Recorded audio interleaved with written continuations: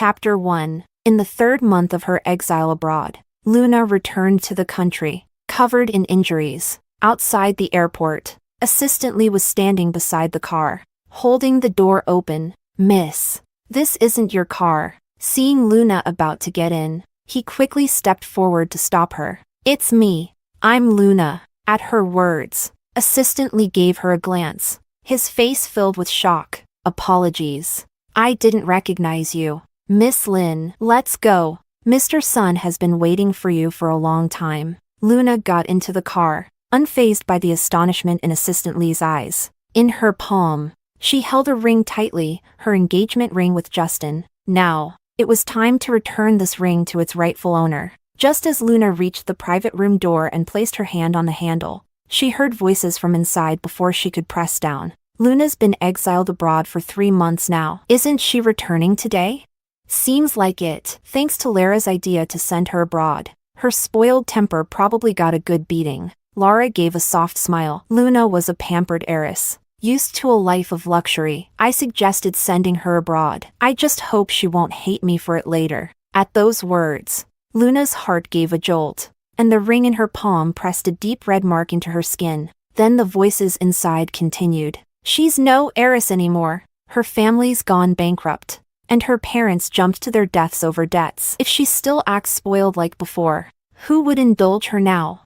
"Yeah, exactly. I just feel bad for Justin. Now that Luna's back, she'll probably cling to him again." All the while, Justin, who was mentioned, remained silent. It wasn't until this moment that he finally spoke. "Luna is like a piece of gum stuck to your shoe, you just can't shake her off." "I'm used to it." Outside the door, Luna felt her heart sink endlessly. "Fine, time to end this." She pushed open the door and walked straight up to Justin. "Justin, let's call off the engagement." In her outstretched palm sat the engagement ring. That hand was no longer the fair, delicate one it used to be. Frequent labor had covered her fingers with calluses and small wounds. The dry, cracked skin added to the harsh appearance. Luna curled her lips into a difficult smile. "I was wrong before, clinging to you just because I had the title of your fiancé, even knowing full well you loved Lara." As she spoke, she struggled to suppress the choking in her voice. "But now I've thought it through. I won't show up in front of you anymore. I won't pester you again." The moment she finished speaking, laughter in the room came to an abrupt stop. Everyone glanced at each other, eyes filled with disbelief. Luna, voluntarily breaking off the engagement? Was the sun rising from the west? But what shocked them even more was how Luna looked now. It had only been a few months abroad, but she had become emaciated, nearly a skeleton. Her face was pale and lifeless, and she looked as if a breeze could topple her. Her expression bore an indescribable weariness. Nowhere to be found was the once proud and radiant socialite of the Beijing elite. If she hadn't spoken, they might not have even recognized her. Her hands, rough from labor, showed slightly swollen joints. The engagement ring definitely no longer fit. Luna looked at the ring, and the lingering attachment in her eyes slowly faded. This ring had been with her through those harsh days abroad. At first, she did everything she could to hide it so no one would take it. Only when she looked at it could she grit her teeth and survive. Later, when despair consumed her, the ring no longer mattered. Hiding it had simply become a habit. When she got engaged, Luna had wanted to wear that ring every single day. And now, she was the one asking for the engagement to end. Not only did Justin not believe it, no one in the room did. "Luna, you should think it over. Don't say you want to break it off today and come crying to take it back tomorrow. Did something happen to you? Is this just another pretentious coquette move, trying to attract attention by pulling away?"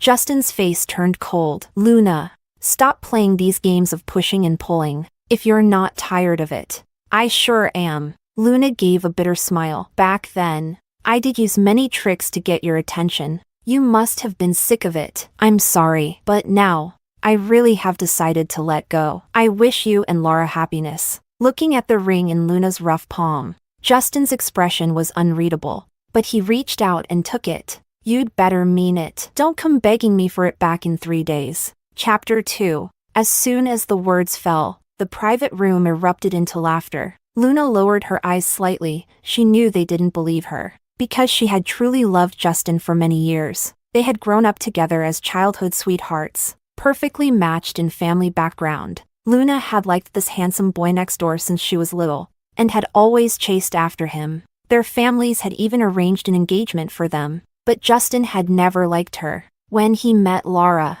his dislike for Luna reached its peak, but the Sun family refused to allow someone like Laura, a Cinderella, to marry into their household. Over the years, Justin couldn't break off the engagement, nor could he be with Laura. They remained in a deadlock. When the Lin family went bankrupt, Justin originally intended to end the engagement immediately, but before Mr. Sun passed away, he had stated clearly, unless Luna initiated the breakup, Justin wasn't allowed to. So when Laura suggested exiling Luna abroad alone for a while, thinking it would break her spirit and lead to a voluntary breakup, Justin agreed. And now, Luna had truly taken the initiative to break off the engagement. The one who couldn't believe it turned out to be Justin. "Don't worry, I'll keep my word." Luna said no more and turned to leave. The door to the private room closed again, and it wasn't long before the atmosphere turned lively once more. "Hey, how long do you think before Luna regrets this? Want to bet?" "I bet she'll regret it in 2 days and come back crying, begging Justin to take her back." "I say 1 day. I say half a day. I say 3 hours. Why bet? If you ask me, I hope she's serious. That way, Justin can finally be with Laura, no more obstacles in their way." Hearing everyone congratulate him on finally shaking off Luna, the clingy simp, Justin should have been happy. But for some reason, he felt a faint discomfort inside. The next day, SS Group immediately released a breakup statement. "Our company's CEO, Justin, and Luna have amicably parted ways. By mutual agreement, their engagement is officially dissolved as of today." Beneath the statement, the comments were full of celebration. Mr. Sun never liked Luna anyway. "Finally, the engagement is over. Congratulations." "Wah. Is it finally real between Laura and Mr. Sun? The CEO and Cinderella romance is coming true." Mr. Sun only ever had Laura in his heart. He even broke off his engagement for her. That's true love. That Luna girl clung to Mr. Sun for years. It was obvious he didn't like her, but she still shamelessly stuck around. What else is she if not the villainess in every story? "If I were Luna, I'd rather die than be dumped like this, but I guess she deserved it." Luna stared at the hateful comments on her phone in silence. She was the one who met Justin first, the one who got engaged to him first. She hadn't done anything wrong, just fell in love with the wrong person. She was quiet for a long time, then finally told herself, none of that matters anymore. After the Lin family went bankrupt, Luna had been living in the Sun family home. Now that the engagement was over, she needed to pack her things and leave. She had nothing to do with the Sun family anymore. Luna packed her few belongings, and just as she reached the doorway, she saw Justin standing tall by the threshold. His tone was cold. "How long do you plan on playing this game of bait and retreat? Now that you're moving out of my house, don't come crying in the middle of the night, begging me to take you back." Luna shook her head. "I'm not playing games, and I won't be asking for your help again." She knew all too well that asking Justin for help was pointless. When she couldn't endure her life abroad, she once fantasized that he would come save her. 1 day, 2 days, 3 days. She waited, day after day, until every last bit of hope was crushed by pain. Hearing her say that, Justin's brows furrowed tightly. "If our Sun family hadn't taken pity on you, where would you even live now? All your family's assets have been used to pay off debts." A flush of shame crept onto Luna's face. She raised her scarred hands. "Don't worry, I still have these hands. No matter where I end up, I'll survive." Then she dragged her suitcase and walked past Justin. As her figure disappeared down the hallway, Justin's gaze darkened. Moments later, he dialed Lara's number and put it on speaker. "Lara, move in with me. Luna's gone. I won't give her a chance to regret this." Excited agreement came through the phone from Lara. Luna, hearing it all, didn't react, didn't even pause her steps. She just kept walking. From that day on, Luna never appeared before Justin again, and Justin, uncharacteristically, began openly flaunting his relationship with Lara. Chapter 3. Before the Lin family went bankrupt, Luna studied fashion design and had a solid understanding of haute couture and luxury goods. So, not long after moving out, She quickly found work as a sales assistant at a luxury boutique. Laura, see anything you like? A familiar voice drifted into her ears, causing Luna to pause in her introduction of a handbag. She hadn't expected to run into Justin here. She didn't want to interact with them. Luna subtly shrank back, but Justin had already noticed her. Or rather, Justin and Laura had seen her from afar. They had come to this store on purpose. Luna, seeing someone you know, aren't you going to come help us? Justin specifically requested Luna to serve them. The manager, seeing this, quickly nudged her. That's Mr. Sun. Who knows how much he's already spent on Miss Chan along the way. Expensive items just flying off the shelves like water. I don't know how you know someone like that. But hurry up and serve him. Don't offend Mr. Sunday. Luna lowered her eyes, walked over in small steps, and after composing herself, pulled a professional smile onto her face. Dear customers, is there anything you like? This color suits the lady very well, makes your skin look especially fair. Laura let her finger skip past the shoes Luna pointed to and instead chose another black pair. Are you saying I'm dark? That I need color to look fair? But I think these suit me better. She looked innocent. Justin's gaze darkened. Help her try them on. Of course, Miss Chan. Please have a seat here. Luna knelt halfway down, focused on helping Laura change shoes. Because of the movement, her not-so-long skirt rode up slightly, revealing a patch of fair skin. Justin's eyes lingered on it, his expression growing uglier. Is this how your staff normally serve customers? Luna looked confused. In the next second, she heard Justin say coldly, Luna, you can't even do basic service properly. Are you really fit to work here? The moment Justin spoke, the manager immediately nodded in agreement. Yes, Mr. Sun, you're absolutely right. She just started. I'll fire her immediately. Don't worry. We won't let it ruin your shopping experience. The manager then pulled Luna aside, handed her a few red bills, and said impatiently, take the money and leave. What bad luck. You're hurting our performance. Luna took the money in silence. She had believed she'd done her job well these past few days. Yet, with just one word from someone above, she instantly lost it all. She gave a bitter smile and turned to leave. But as she reached the stairs, Laura suddenly blocked her path. Luna, didn't you say you wouldn't show up in front of Justin again? Was today on purpose?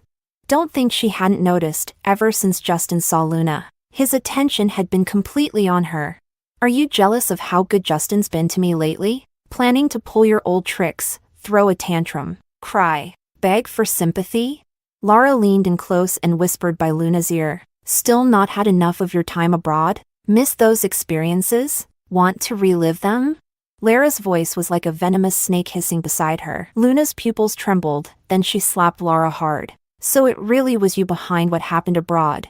What kind of deep hatred do you have for me to do that?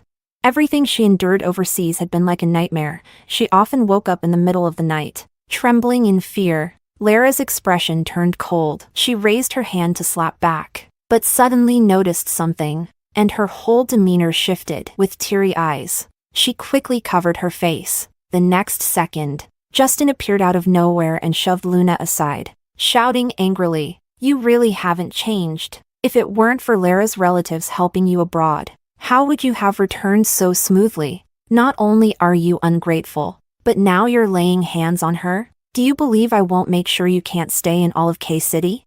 Luna's eyes were red as she looked at the once familiar, now foreign man before her, her heart growing colder by the second. She gave a faint, bitter smile, one more painful than crying. It's fine, Justin. I'll find a way to survive. If not in K-City, then somewhere else. Finally, she shot Laura a cold look. Between us, I think you're the more pitiful one. Justin, do you know Lara's true nature? Do you know that her so-called relatives abroad are ruthless smugglers?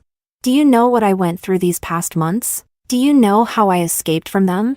Luna's smile was grim, her voice shaking with emotion. I'll be waiting for the day you see Lara's real face. Her words struck deep, each one sharp and painful, leaving Justin visibly uneasy. Laura silently wept, full of grievance, and shook her head. Justin, I don't know what Miss Lin is talking about.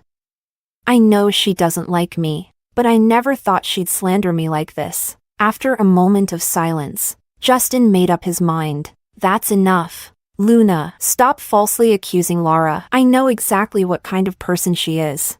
With that, Justin turned and left with Laura without a backward glance. Luna stood frozen in place, rooted to the spot. Her face was pale, and her body completely drained of strength. Everything that had happened overseas played out in her mind like a horror film, looping endlessly. Overwhelmed by emotion, her vision spun, and she collapsed. Fortunately, a kind passerby rushed her to the hospital. When Luna woke up again, the sharp scent of disinfectant filled her nose. Miss Lynn, you're pregnant. Your body's too weak right now. You must take better care of yourself. The nurse's words hit her like a bolt of lightning. Pregnant? She was actually having a baby? Chapter 4. It took Luna a full 10 minutes to truly accept the reality. She sat in a daze, her hand gently resting on her still flat stomach. There was a tiny life growing inside her. Just one accidental night, and it had left behind a child? Rather than feeling any joy at the child's arrival, her heart was gripped by overwhelming fear. She had promised never to see him again, and now, she was pregnant. This already broke the promise she had made. In her mind, the tall, mysterious figure from abroad surfaced again, filling her with unease. Back then, when she was abroad, when countless people beat her, tore at her clothes, and tried to throw her into a red light district, she had nearly reached her limit. It was then that she saw that dangerous and enigmatic figure. With what little strength she had left, she reached out to him and cried hoarsely, "Help me!" A man saving a young, beautiful woman, what other motive could there be? Luna knew exactly what it meant, but she had no choice. Mr. Fu had saved her life, and she had spent one night with him. To Luna, that alone was worth it. What she hadn't expected was that the next morning, the man would still be sitting at her bedside, waiting for her to wake. The ruthless intensity from the night before had vanished, replaced by a surprising gentleness. She heard him say, "Why not stay by my side?" His voice, deep and elegant like a cello, was slow and soft, each word impossibly alluring. But Luna shook her head. She didn't know who he truly was, not even his full name. She only knew he was called Fu. Yet she was certain, someone like him, even before the Lin family fell, was someone she could never afford to get involved with, let alone now. More importantly, she no longer wanted to rely on any man. She didn't want to be a leech, hated and despised. She never wanted to live another day dependent on someone's moods, constantly anxious about being unwanted. "I'm sorry, Mr. Fu, I want to leave." "All right." After that, she drifted through foreign streets for another 2 months, and in those 2 short months, it felt like she had lived an entirely new life. In the midst of her hardship, she learned how to survive, how to stretch every penny. She had thought of giving up more than once, but in the end, she gritted her teeth and endured. She believed she could finally start over, until fate threw her another twist. She was pregnant with that man's child. After the nurse finished changing her dressings, Luna fell into a muddled sleep. Maybe it was because she had been thinking of Mr. Fu again, that he even appeared in her dreams. In the dream, Zack sat in a place of power, surrounded by cold-faced bodyguards. He wore a black suit, the inky shade making his refined features even more striking. Zack's expression was hidden in the shadows, unreadable. "Luna, where did you get the nerve to carry my child?"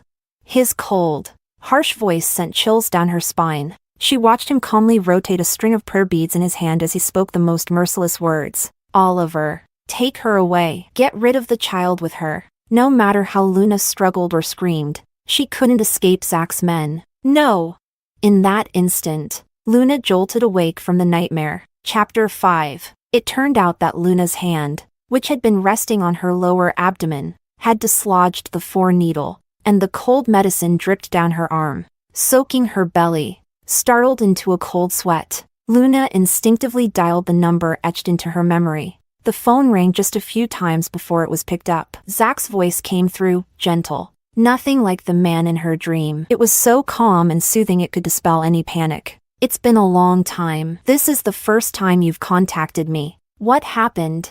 Luna could even feel the trace of delight in Mr. Fu's tone. But the panic in her heart wouldn't settle. Her entire body was drenched in cold sweat. She opened her mouth but found that her throat was so dry. She couldn't make a sound. A long while later, she finally croaked out hoarsely, "Nothing. Wrong number. Sorry." Then she quickly hung up. Staring at the number on the screen, Luna's heart was still thundering. Just the thought of the cold, ruthless Mr. Fu from her dream sent waves of unease through her. She pulled out the needle from her hand and got out of bed to find the doctor. "Doctor, I want to terminate the pregnancy." Even as she said it, she couldn't stop trembling. The nightmare had been too terrifying. She couldn't bear the thought of it becoming reality. The doctor frowned, then said gently, "Miss, your body is very weak right now. If you choose to terminate the pregnancy, the damage might be irreversible. You might never be able to have children again.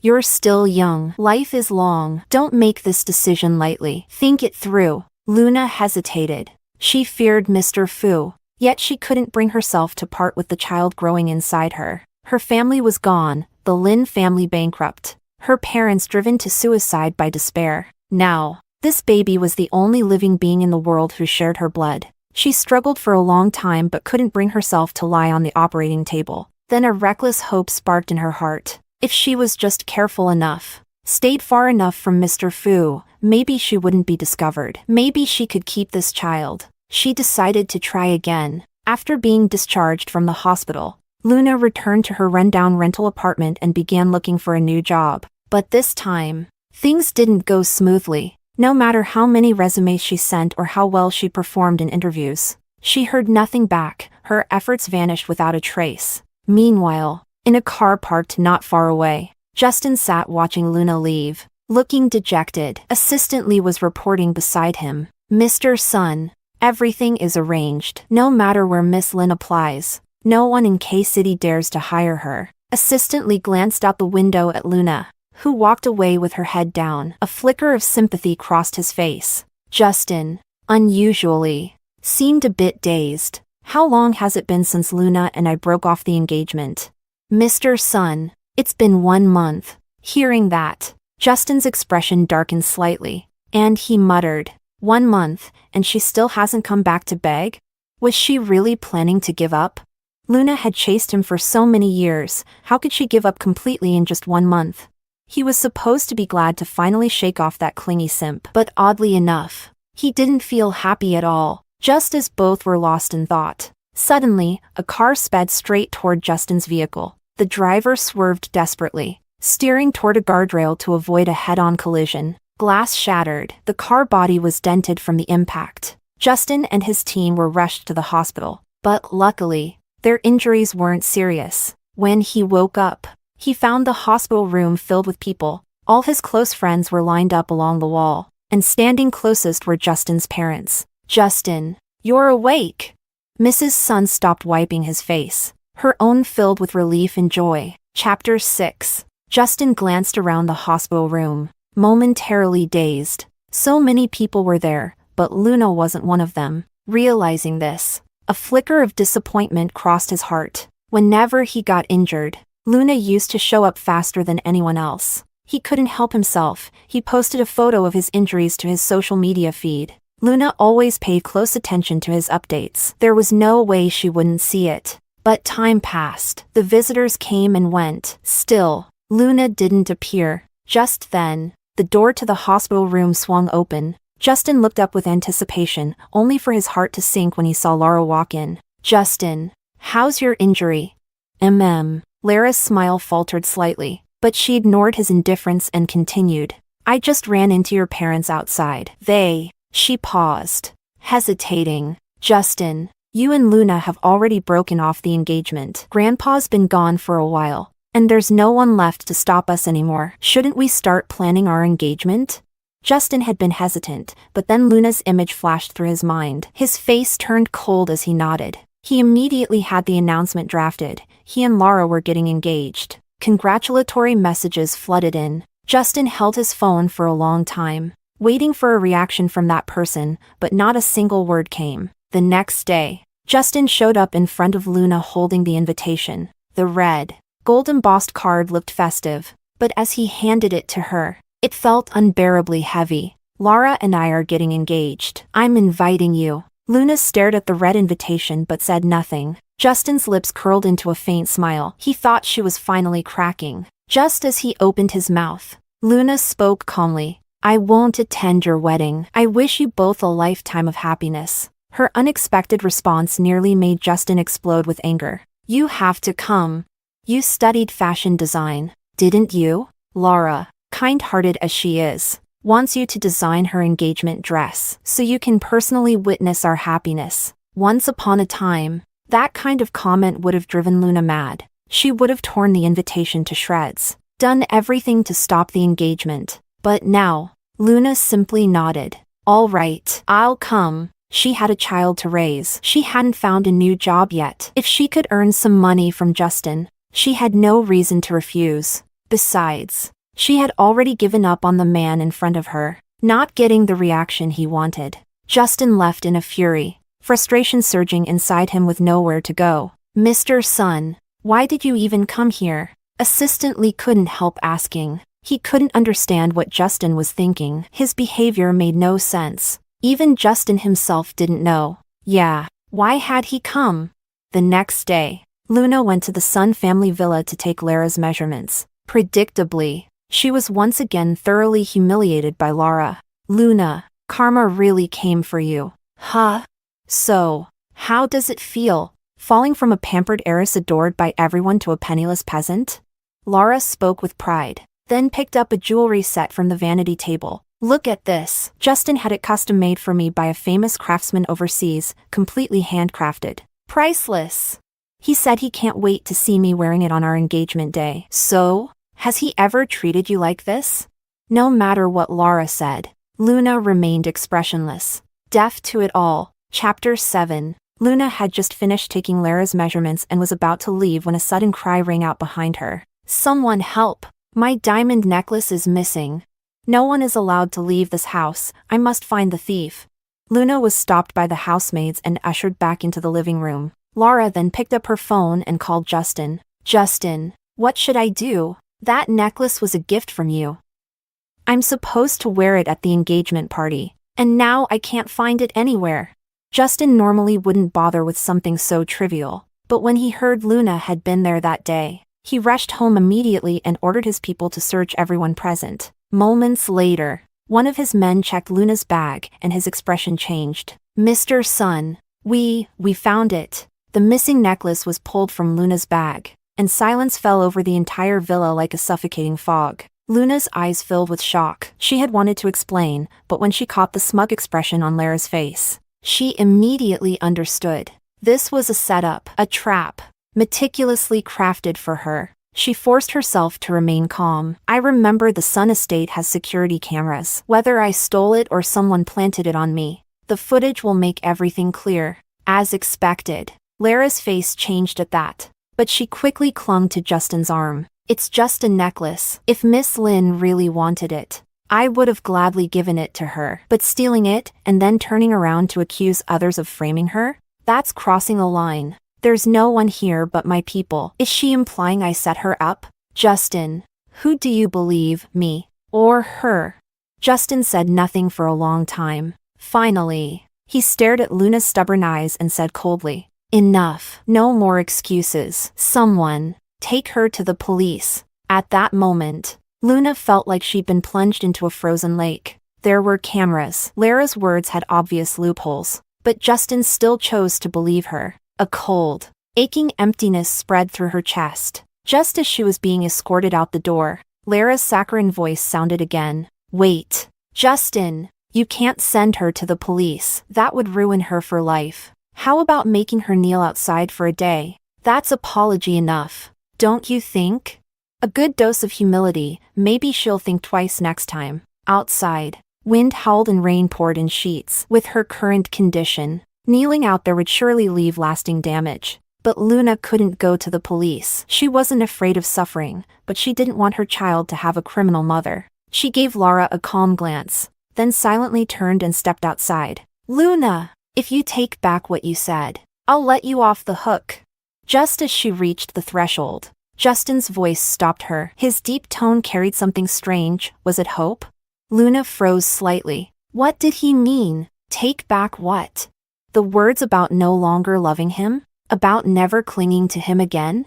Impossible. Justin should be celebrating her departure, not asking for her to go back on it. Every decision I make, I stand by. I never take my words back. With that, she pushed the door open, dropped to her knees, and let the cold rain soak her through. Watching her stubborn figure in the storm, Justin's expression grew darker and darker, his chest burning with unresolved rage. Luna, well played. After kneeling in the rain the entire day, Luna dragged her unsteady body back to her tiny apartment. As soon as she stepped inside, everything went black and she fainted. Her body was burning up, yet she shivered violently. The baby?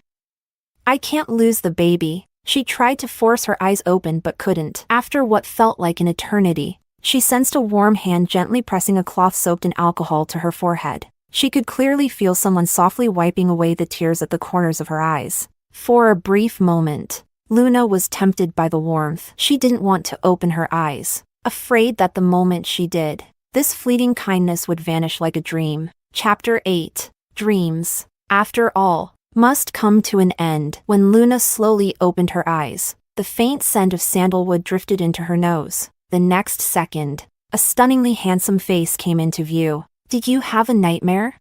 The deep, textured voice was so gentle that Luna nearly allowed herself to fall into it. But then she remembered the nightmare from before. Why had Zach shown up so suddenly? Was he here to force her to abort the child? Luna instinctively clutched her abdomen and sat up in a panic. Mr. Fu. Zach gently pressed her back down. Lie down. But Luna couldn't rest. Panic consumed her, and sweat beaded on her forehead. Mr. Fu, I didn't mean to get pregnant with your child. I took the pill that night, I swear. You can check the surveillance or ask the maids. I wasn't scheming, and I didn't play any tricks. I had thoughts I shouldn't have. I shouldn't have kept the baby. I can go get the procedure right now. I promise. Frightened and flustered, Luna almost scrambled out of bed, desperate to plead with him. Zach, don't call me Mr. Fu.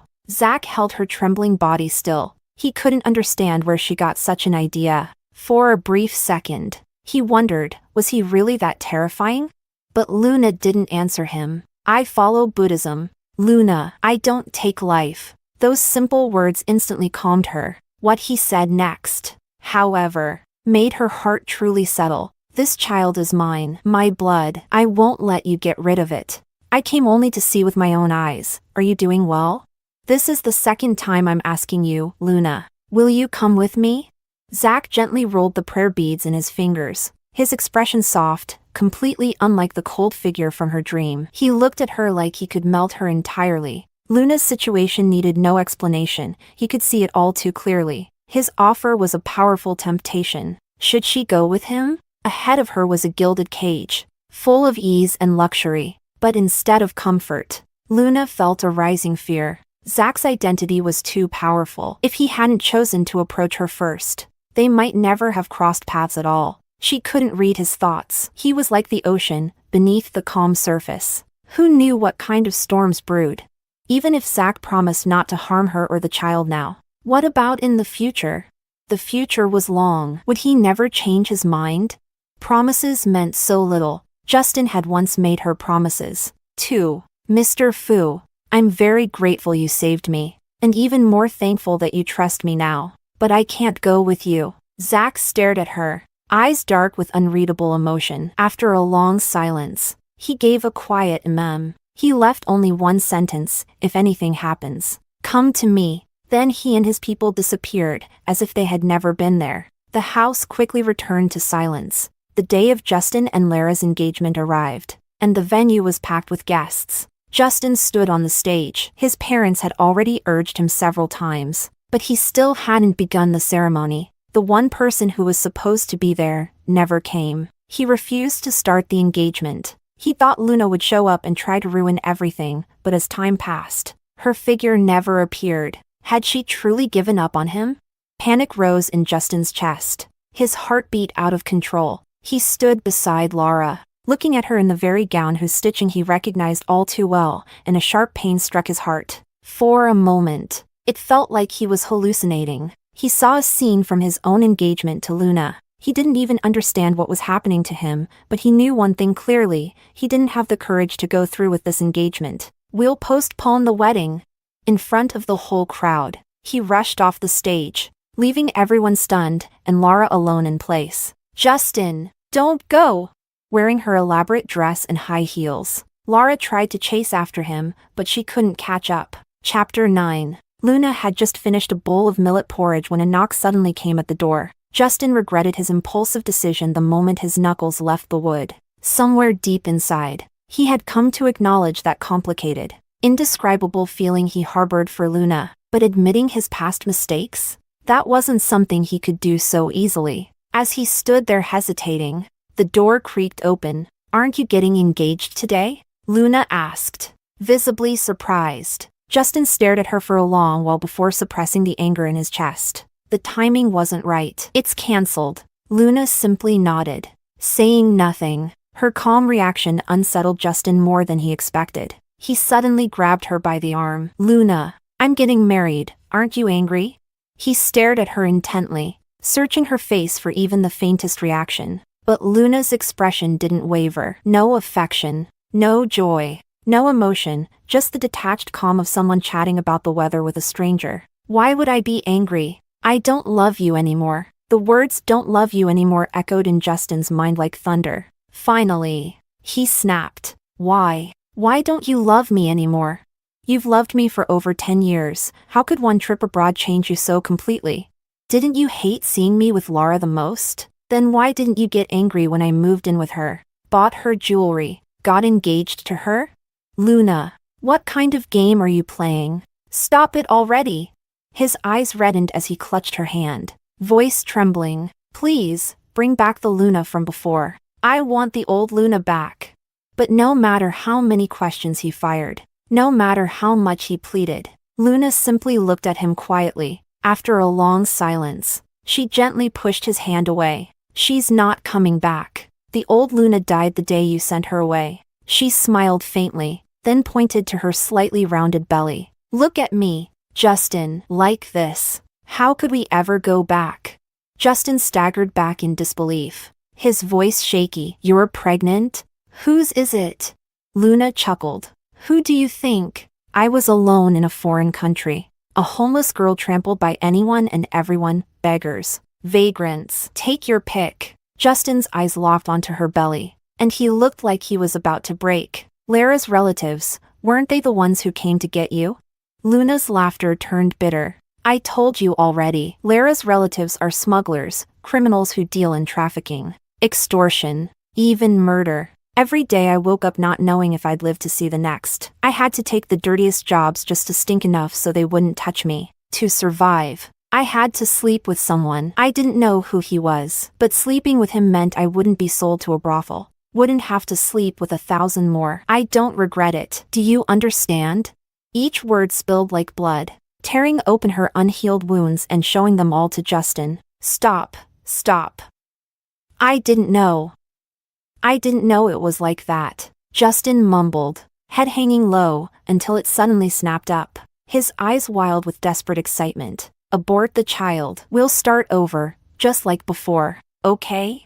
"No." Luna's refusal came without hesitation. She turned to go back inside, but Justin lunged forward and struck the back of her neck with a sharp blow. When Luna next opened her eyes, she was lying on an operating table. Surgical tools surrounded her, and a group of medical staff in white coats filled the room. As she stirred, a doctor stepped forward. "Miss Lin, don't be afraid. Mr. Sun has arranged for the best medical team. You'll feel much better after a little rest." His voice rang calmly in her ears, but her heart plummeted into despair. Justin had lost his mind. He was going to force her to abort the baby. "No!" She struggled with everything she had, but the anesthesia had already taken hold. She could barely move. The cold glint of the scalpel hovered mere millimeters from her belly. Luna, powerless, shut her eyes in hopeless surrender. But at that exact moment, every light in the operating room exploded. A crisp, commanding voice echoed through the silence. "That's my child. Who dares touch it?" Chapter 10. The murmurs among doctors and nurses came to an abrupt halt. The operating room fell into absolute silence. Tears blurred Luna's vision, but the heart that had sunk into despair just seconds earlier began to beat steadily again. Her baby was safe? She tried to move her hand to touch her belly, to confirm that her skin was still intact, that the scalpel hadn't touched her, but her limbs remained restrained. It's over now. Zach approached and gently unfastened the straps that held her down. Then, with a motion both protective and tender, he lifted her into his arms. The strong thump of his heart and the enveloping scent of sandalwood gave Luna a strange sense of security. The anesthesia slowly overcame her, and she let go. This time, without fear, and in her sleep, there were no shadows, only sweetness. A small, beautiful boy with chubby cheeks and sparkling eyes reached out his arms to her, asking for a hug. "Ma, ma," he mumbled, his tiny voice as soft as cotton. Luna hugged him tightly to her chest, as if afraid she might lose him again. No one interrupted that dream, and she didn't wake until she had fully rested. When she opened her eyes, she realized a warm, firm body was holding her from behind. A large, protective hand rested on her belly, as if shielding it from the entire world. Luna's body immediately tensed, except for that one confusing night abroad. She had never shared a bed with a man. That closeness, that intimacy, was entirely foreign to her. "You're awake. Eat something. You must be hungry." Zach's low, husky voice rumbled in her ear. Her heart trembled slightly. As soon as he finished speaking, the emptiness in her stomach became painfully clear. She was starving. "All right," she replied softly. She tried to sit up, but Zach beat her to it, helping her up with extreme care. Then he got out of bed and returned with a steaming bowl of chicken and rice. "Your body is still weak. Let me help you." His tone was gentle yet firm, leaving no room for argument. Luna had no choice but to accept, feeling like a child under the care of an adult. Only after her condition stabilized did Zach allow her to leave. Luna couldn't believe he let her go so easily. She had thought he would do everything in his power to keep her by his side. "Sir, are you really not going to ask Miss Lynn to stay? We could take better care of her here, and the baby too," one of his men asked. Zach silently watched her figure disappearing down the corridor. Several seconds passed before he shook his head in response. "She's free. Just make sure she's protected. She must never be hurt again." "Understood." Zach knew it well. Luna wouldn't stay. She was too proud. And in her heart, she still lacked the sense of security she could only build for herself. Only when she could stand on her own would they perhaps be ready to talk about their true feelings. When Luna arrived at her apartment, Justin was already waiting. Next to his car was a pile of ashes. In an unusual sight, Justin held a lit cigarette between his fingers, though he hadn't taken a single puff. "Who is that man? Do you know how mysterious he is? Do you know who you're getting involved with?" He grabbed her wrist tightly, his eyes bloodshot. His gaze was intense, confused, and almost pained. The strong scent of nicotine made her dizzy. She coughed several times. "Let go of me!" Luna snapped, quickly pulling her hand away and slapping him without hesitation. The sound rang out, sharp and clean. The imprint of her hand was left on his face. "You're waking up now? You want to know who he is? He's the father of my child." "Of course!" That sentence hit him like a bolt of lightning. Justin's eyes widened in disbelief. "What? How is that possible?" Chapter 11. Luna let out a cold laugh. "Are you disappointed? He's powerful, mysterious. Even the Sun family wouldn't dare provoke him easily, right? If it weren't for him, my child would have been gone by now. Does that upset you? Don't worry. With him around, the baby and I will be just fine." She lifted her chin with a taunting smile. The memory of lying helpless on that operating table still haunted her, and she would never forget that Justin tried to take her child's life. What right did he have? Justin remained silent for a long time, utterly speechless. Eventually, he spoke slowly. "That man, Fu, he's dangerous. Not someone you can afford to mess with. He's not a good person. I'm saying this for your own good. You're too naive. You have no idea what kind of world he lives in. If you really insist on keeping the child, then let me help. Be with me. I'll raise it with you." His voice cracked with strain, dry and hoarse. He licked his lips unconsciously, nervous anticipation welling up in his chest. Would she say yes? She had loved him for so many years, surely she would. But Luna's answer came swiftly and without hesitation. No, I can raise this child on my own. If one day I truly can't survive, I still wouldn't turn to you. Mr. Fu is the better choice. After all, I'm terrified you'd send me abroad again. With those words, she turned and headed upstairs without a single glance back. Justin stood there, stunned. His car had been parked outside her building for 3 days. For 3 days. He had waited. Neighbors had stopped finding it strange. They simply kept their distance now. Gone was the dashing, untouchable air of the Sun family. His shirt was wrinkled, his hair disheveled, and his bloodshot eyes made him look utterly wrecked. He kept staring at the direction she disappeared in, like a puppy abandoned by its master. Luna's words echoed in his mind. Impossible to shake. Justin had never considered the possibility that one day, he would no longer be Luna's first choice. That she would never rely on him again. That she would never seek him for comfort or safety again. Just hearing about what Luna had endured overseas had been enough to make his blood run cold. And for the first time, Justin realized with cruel clarity, Luna truly didn't want him anymore. The girl who once followed him relentlessly, clinging to him with all her strength, had finally lost her way from his. No, that can't be. Luna wouldn't give up on me. It's Lara. It's all Lara's fault. If she hadn't meddled, none of this would have happened. He clung to the excuse, desperately trying to absolve himself. He got in his car and drove straight to the villa. As soon as Lara heard the engine outside, she rushed out to greet him. Justin, you're finally back. Tears welled in her eyes, trembling on her lashes. Her delicate face wore an expression of pitiful fragility. Normally, Justin would have immediately reached out, asked what was wrong, tried to comfort her. But now, he said nothing. His face was grim, brows tightly furrowed, eyes stormy with rage about to burst. Lara froze, startled by the fury in his silence. She stammered, unsure of how to respond. Justin, what's wrong? Where have you been these past few days? Our engagement, when are we rescheduling it? Her voice trembled with grievance. Chapter 12. On the day of the engagement banquet, Justin had abandoned Lara without a word in front of all their guests. She had completely lost face. Rumors spread like wildfire, everyone whispering that there must be something wrong between them. Only Lara knew how much anguish she had endured. As long as the wedding remained unsettled, she could not feel at ease. Deep down, she feared that Luna, that restless threat, would cause another disruption. Lara, what exactly do your overseas relatives do? Justin's question sliced through the air like a blade. Lara's expression froze instantly. That wasn't a question, it was a statement. He knew. A chill surged through her body, and she forced a shaky smile. What are you talking about? My relatives overseas just run a small Chinese restaurant. Did something happen? Her smile was painfully strained. Oh, a restaurant? Do they serve human meat? Justin's face was stone cold as he threw a thick stack of documents at her. The pressure radiating from him made it hard for Lara to breathe. The photos and texts spilled across the floor. One glance, and Lara's blood ran cold. I didn't know they were like that.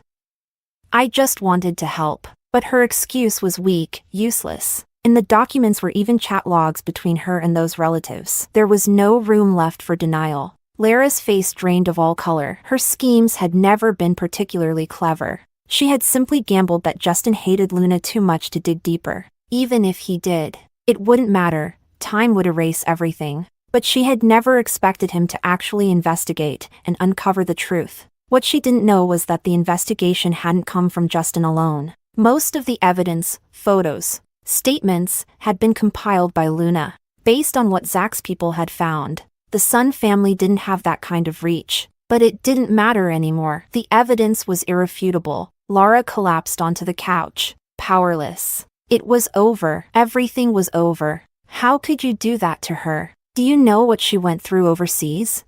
Justin's fury exploded. He grabbed Lara by the neck, slamming her face into the stack of documents. Her eyes fell directly on one of the photos, graphic images of mutilated victims at the hands of those very people. The grotesque mess of black-red horror was unbearable. Lara screamed, an ear-piercing shriek that seemed to shatter the ceiling. Ah! Stop! I was wrong! I was wrong!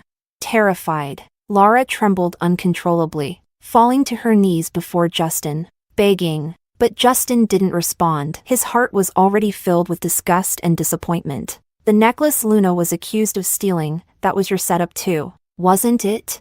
Laura trembled, unable to speak. She lowered her head even further. She didn't need to answer, Justin already knew. Of course, Luna, once a proud heiress, would never covet a necklace that wasn't hers. And with that mysterious man behind her, she could likely have treasures far rarer than anything Laura had. Justin felt a bitter wave of self-mockery. Laura, I won't send you to the police. For a moment, hope flashed in Lara's eyes. She knew it. Justin still cared. He still couldn't let her go. But his next words dashed her into the abyss. Chapter 13. I'll make you wish you were dead. Everything Luna endured, you'll experience it. One by one. With that, Justin waved his hand. 2 bodyguards stepped forward and dragged Laura into the courtyard, forcing her to kneel on the stone-paved path. No, Justin, I'm your fiancé. Didn't you say you loved me the most? How could you do this to me? Her cries were drowned by buckets of cold water splashing down on her. The skies were clear and the sun shone brightly. But since there was no storm today, Justin decided to create one. At first, it was one bucket after another. Then, they simply turned on a hose, drenching her with freezing jets of water. Her pleas for mercy were buried under the roaring water. She didn't even dare open her mouth, for every time she did, water gushed in, choking her with ice-cold agony. No amount of sunshine could warm her. She passed out after just half a day. Laura had assumed that once she fainted, Justin would feel pity and stop. But he didn't. She woke up in the exact same spot where she had collapsed. The sun had dried her clothes, only for another deluge of ice water to follow. Justin truly followed through on his words. He made Laura experience everything Luna had suffered. She knelt for a full day, utterly exhausted, her lips pale, her body burning with fever, murmuring deliriously. And still, Justin did not soften. This was only the beginning. What Luna endured was far crueler. How could Lara's suffering even compare? The love that once burned so painfully had long since been extinguished, crushed beneath betrayal and disappointment. At some point, Lara's place in Justin's heart had been completely replaced by Luna. Before she could even fully recover, Laura was secretly shipped overseas that very night. And overseas belonged to the Fu family. The moment she arrived on Uncle Chan's turf, Laura was treated like a newly delivered sheep, beaten, starved, and humiliated with no mercy. Uncle Chan didn't care if she claimed to be a relative. A distant connection meant nothing to him, not compared to real money. Besides, Fu Yi had given explicit instructions. This one was to be handled with care. There was no way Chan would let her off easy. Unlike Luna, Laura had neither the resilience, nor the courage, nor the luck to survive such torment. It didn't take long before she broke. Desperate for escape, she latched onto a man and became his mistress. But even being a mistress wasn't easy. The beggars on the street, the thugs under Chan's command, anyone could kick her when they pleased. That man? He had dozens of mistresses and a penchant for violent abuse. Within days, Laura was reduced to an unrecognizable state, diseased and destroyed. It was the path she chose. She could have, like Luna, fought her way through, but she couldn't endure the hardship. In the end, she gave up and chose to rot. When news of Lara's condition abroad reached Justin, he wasn't the least bit surprised. That woman had always been like this, ruthless and unscrupulous to climb upward, only to collapse the moment things went south. Justin took the evidence and went to find Luna. It had only been a short while, but her belly had already begun to show. Her limbs were still slender, perhaps a lingering effect of her suffering overseas. Chapter 14. Justin glanced around. That mysterious figure was nowhere to be seen. He's not here to take care of you? Luna didn't want to entertain such meaningless conversation. Without a word, she sidestepped him. I've already punished Laura for everything she did to you. She's experiencing exactly what you went through. I'm sorry. Can you forgive me?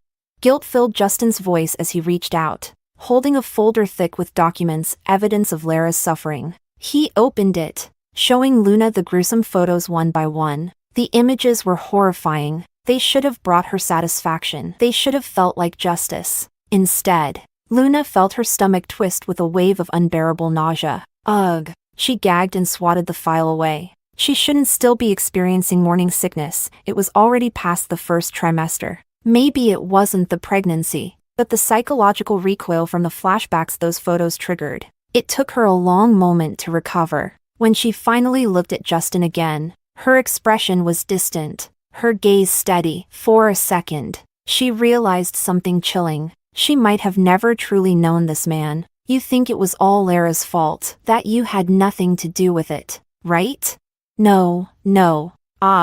Justin fumbled for words, but nothing coherent came out. Maybe deep down, he knew he was at fault too, but he just couldn't say it. Justin. Luna's voice trembled, not with fear, but with exhaustion, with bitterness, with pain. I do hate Lara, but I hate you more. Those words hit like a blade. Justin's face turned deathly pale. His lips moved, but no sound came. If it weren't for you, I never would have been exiled overseas. All I did was love you. What exactly was my crime?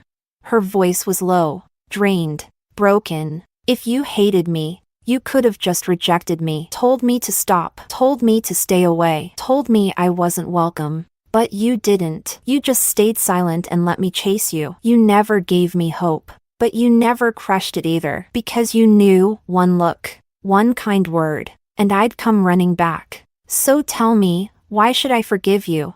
The last question came out like a final blow. All of her strength and heartbreak poured into a single sentence. Justin had no response. He had nothing to say. Because she was right. He was the one who couldn't face his feelings. He was the one who crushed her heart over and over again. He was the one who had failed her. His throat burned with bitterness, like a mouth full of bile. After a long silence, he finally muttered, I'm sorry, I was wrong. I just want to take care of you. You must be so tired, going through everything alone. If the child's father doesn't want you or the baby, then I will. I'll raise it like my own. Luna stared at him, stunned. Was she really hearing this?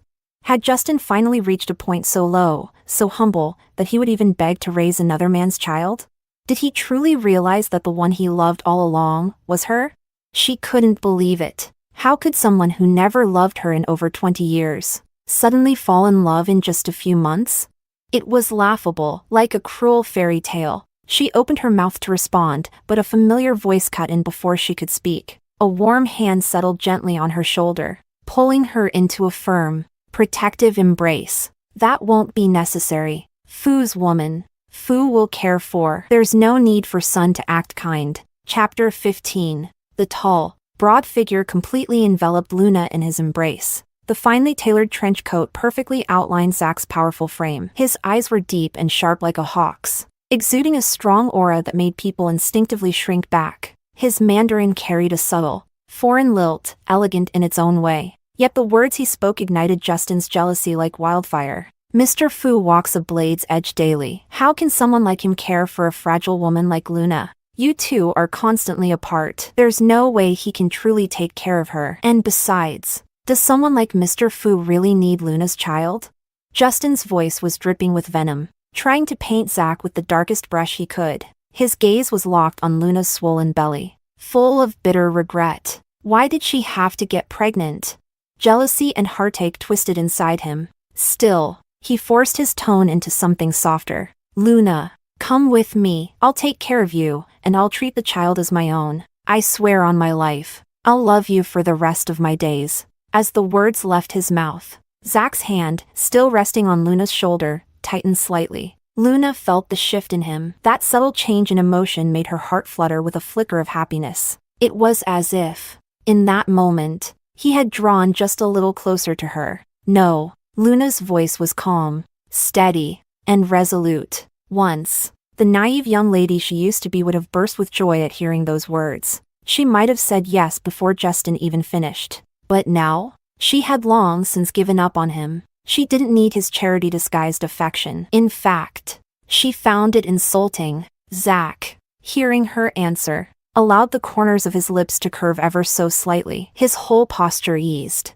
He had already made up his mind. If Luna agreed to leave with Justin today, Justin would never leave this place alive. He subtly shifted the gun at his waist back into concealment. Mr. Fu, no, Zach. Let's go. Luna remembered how Zach once told her to call him by name. She quickly corrected herself. Then she turned to him and smiled. A soft, genuine smile. Zach nodded, his dark eyes shimmering with warmth. All right. He took her hand, leading her up the stairs. It was hard to imagine that someone like Zach, a man of immense power, would quietly follow her into such an old, run-down building. Justin stood frozen, watching them disappear from view, despair crashing down on him like a tidal wave. A deep, suffocating powerlessness settled in his chest. Luna truly wasn't his anymore. Something he had taken for granted for so many years had finally come true, and Justin's heart shattered under the weight of it. He couldn't live without Luna, but she no longer had him in her heart or her eyes. How cruel was that? He could see clearly now, Luna didn't trust him. Not anymore. But what could he do? Cut his heart open just to prove it? Justin stood at the bottom of the stairs, dazed and lifeless. All through the night, from below, he watched the soft glow in Luna's small apartment slowly dim. Eventually, every light in the building went out. Were they sleeping together now? Would Luna kiss him? Justin didn't even dare imagine what was happening inside her home. Jealousy consumed him. Yes, they had a child together. They had done everything already. What was a kiss? A bed? All of it was normal, and yet it tore him apart. Chapter 16. Just the thought of it made Justin's chest ache to the point of suffocation. Day turned to night, night into day, and as the first pale light crept across the horizon, Justin was still standing there, motionless. He had stood an entire night. Finally, the exhaustion overtook him. His body collapsed to the ground. In the final seconds before he lost consciousness, a single thought remained. If Luna saw him like this, would she feel sorry for him? But Luna never saw him in that state. It was Assistant Lee who eventually came and rushed Justin to the hospital. Lee stood by the hospital bed, sighing again and again. Why do this to yourself? If you knew it'd come to this, why were you so cruel to Miss Lin back then? But his words were spoken only to himself. He knew Justin couldn't answer. While unconscious, Justin had a dream. In the dream, he never met Laura. He married Luna the way they were supposed to. They had a beautiful child. They lived a quiet, happy life together. When he woke up, a faint smile still lingered on his face. But dreams end, and that world had never existed. It was just a dream, a fleeting illusion. Luna. Luna. Justin stared at his ring finger, dazed. In his dream, a ring matching Luna's had sat there, shimmering with significance. The dream felt so real, he could even remember the exact design of their wedding rings. After being discharged, Justin rushed to have those rings custom-made. He told himself, in a parallel world, Luna had truly married him. She must have loved him deeply. How else could he remember the rings so clearly? If they could be together in one universe, they could be together in this one too. Maybe here, there were just more obstacles, more pain, but he refused to give up. As long as Luna and Zach hadn't officially gotten married, as long as there was still time, there was still hope. When the rings were finally ready, Justin ran his fingers over them again and again. They felt strangely familiar, too familiar, but he couldn't recall why. He assumed it was just the intensity of the dream. Meanwhile, Luna had found a new job, an assistant at a small fashion design studio. Without Justin sabotaging her behind the scenes, the job search went far more smoothly. Her new colleagues were kind, and even though she was visibly pregnant, no one treated her any differently. One day after work, just as Luna stepped out of the office building, a little girl handed her a bouquet of pale pink and white tulips. Immediately, Luna's stomach churned with unease. Pink and white tulips. Only Justin ever gave her those. She had once mentioned to him, offhandedly, that she liked them. After that, every gift he gave her was the same, always a bouquet of pink and white tulips. At first, Luna had thought it was sweet, a sign he cared. Later, she realized it was just convenience, a way to avoid putting thought into anything else. Now, seeing that familiar bouquet, an overwhelming disgust rose in her chest. She hadn't liked this flower for a long time, but as she stepped forward, the view before her made her freeze. A sea of pink and white tulips. Countless pale balloons floated into the air, each dangling a handcrafted tulip from its ribbon. It should have been romantic. It should have been touching. But all Luna felt was revulsion. Not even a trace of emotion stirred in her heart. Just pure loathing. Chapter 17. Marry me. Luna, I will love you for the rest of my life, forever. Without ever abandoning you. Justin knelt on one knee, the velvet ring box in his hand snapping open to reveal a pair of glistening rings, the very same wedding rings from his dream. A crowd began to gather, onlookers excitedly cheering, coaxing her to say yes. Luna could only laugh. Justin, haven't I made myself clear enough? We broke off our engagement a long time ago. I don't love you anymore. We have nothing to do with each other. Her calm, unflinching tone silenced him, but what she said next shattered every last bit of fantasy in his heart. Besides, Justin, have you forgotten? These are our engagement rings, the ones we used to end our engagement. No, it can't be. Justin felt like he'd been struck by lightning. Reality cracked open before him. His mind replayed the shape of their engagement rings, the details, and slowly, painfully, realization dawned. He had forgotten. He'd forgotten what the rings looked like, the ones he'd carelessly cast aside. And now, the subconscious guilt had pulled them from his memory, only they had reappeared in a dream. He'd recreated them, not from love, not from remembrance, but from guilt. It was painfully ironic. The rings he once ignored, once threw away, he now held up as tokens of love and commitment, and he hadn't even realized it. He stood there, speechless, unsure how to explain the cruelty of it all. Around them, the crowd murmured, some taking out their phones. Soon, a video of the entire scene was online. At first, viewers envied Luna, thinking she had finally won the heart of the cold-blooded CEO of SS Group. But as the video spread, people began to recognize the man, son Justin, the same man who had publicly broken off his engagement to Luna months ago, the same man who then got engaged to Lara, the same man who abandoned Lara on the day of their engagement ceremony. Now here he was, once again chasing Luna, confessing and proposing. Was he treating the public like fools?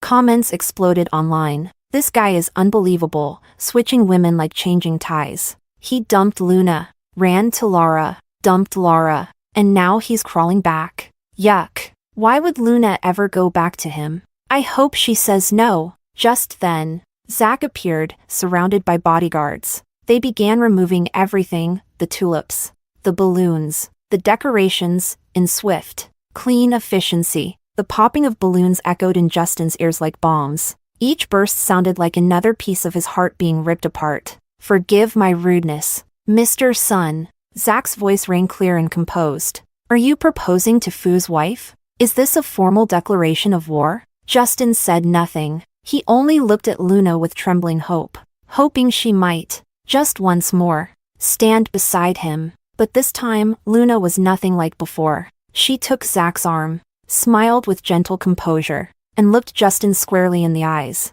Mr. Sun, how presumptuous of you. Without hesitation, Luna reaffirmed Zach's identity and her choice. Justin's body shook, eyes rimmed red, and tears slipped silently down his cheeks. No, this can't be happening. He had changed. He had come back. He was sincere this time. So why did she still choose Zach? Luna stepped into Zach's car without looking back. As the door closed behind her, the box in Justin's hand slipped and fell. The two replicated rings tumbled out, and the ring meant for her rolled straight into a storm drain, vanishing from sight. Justin clutched the remaining one, fingers trembling, unable to breathe through the pain in his chest.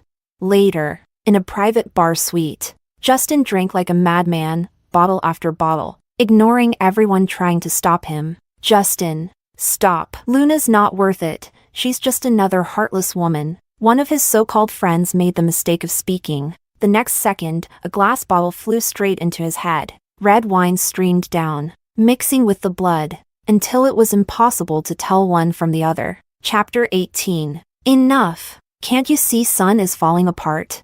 A few of Justin's friends quickly covered the mouth of the guy who had just spoken, dragging him out and sending him to the hospital. Justin was in no mood to tolerate dissent, and that guy could only swallow his bad luck. No matter what his friends said, How they pleaded. Justin remained silent, his gaze lifeless, but the empty bottles on the table kept multiplying. This couldn't go on. Finally, Oscar picked up his phone and called Luna. The moment the call connected, Justin's hand froze midair with a bottle. "Who is this?" The voice that came through on speaker wasn't Luna's. It was a man's voice. Oscar double-checked the screen again and again. It was definitely Luna's number. I'm looking for," he barely began to say Luna. When? Crash! Justin, eyes bloodshot, snatched the phone and smashed it to the ground. The pieces scattered everywhere. The line went dead. Justin stood there, fists clenched, lips pale. "It's Zach." He squeezed the name out of his throat like poison. The moment Zach's name was uttered, the entire room fell silent, dead silent. Everyone understood what that meant. Zach wasn't just a romantic rival. He was a name whispered in fear across K-City, a man who, in just a month, had flipped the city's power structure on its head. He was untouchable. Justin began drinking faster, more violently, as if trying to drown himself in alcohol, trying to drink himself into oblivion. But the more he drank, the more sober he felt. His mind looped endlessly with the image of Luna walking away with Zach, her hand resting gently in his. It became his nightmare. Eventually, Justin curled into a fetal position on the couch, clutching his stomach in pain. Panic erupted. His friends rushed him to the hospital. The result, acute alcohol poisoning. Even while half-conscious, he kept mumbling Luna's name, tears silently soaking the corners of his eyes. When he finally came to, the very first thing he asked was, "Where's Luna? Did she come?" The group exchanged uncomfortable glances. They had called her, of course, multiple times. At first, Zach answered. Later, Luna answered once herself, only to hang up after hearing their plea. Then she blocked all of them. At the time, they had begged her. "Justin drank himself sick because of you. He's in the hospital. Please, just see him once, we're begging you." Luna's response was calm, almost cold. "The doctors and nurses at the hospital are very capable. I have nothing to do with him anymore. Please don't contact me again." She hung up without a trace of hesitation. Now, faced with Justin's hopeful eyes, all they could do was silently shake their heads. He already knew the answer, but seeing it confirmed in their expressions, it broke something in him. Justin's world collapsed completely. Meanwhile, Luna was preparing to leave for the Fu estate with Zach. She hadn't expected him to appear again, not after vowing to let her go, but he came again and again, quietly, but always when she needed him most. Now, he stood before her with words that shook her more than any grand gesture. "I'm about to carry out an extremely dangerous operation. If it goes well, I'll release you, and you can return to your life. If it doesn't, the child in your belly will be my only legacy. If possible, I hope you'll go to the Fu estate. It's safe there. You won't be affected." His tone was steady, but something in his eyes told her this was no ordinary mission. Something told her Zach might not come back. Chapter 19. Zach's gaze was calm and unreadable, as always, but the way he began spinning his prayer beads faster betrayed a flicker of tension. Even someone like Zach wasn't fully confident this time. His world was dangerous, and countless times he had regretted dragging Luna into it. She was the light, resilient, like a sunflower that always grew toward the sun. He was the abyss, long past redemption. The Fu estate wasn't a warm place, but it was the safest place he could offer. Zach's heart held an unease he couldn't shake. Then Luna looked at him, her voice soft and steady. "All right, I'll go to the Fu estate." Her eyes shimmered with something tender, something barely noticeable, but real. "Just come back safe." She turned her head quickly, cheeks warming with embarrassment, trying to hide the shy ripple in her heart.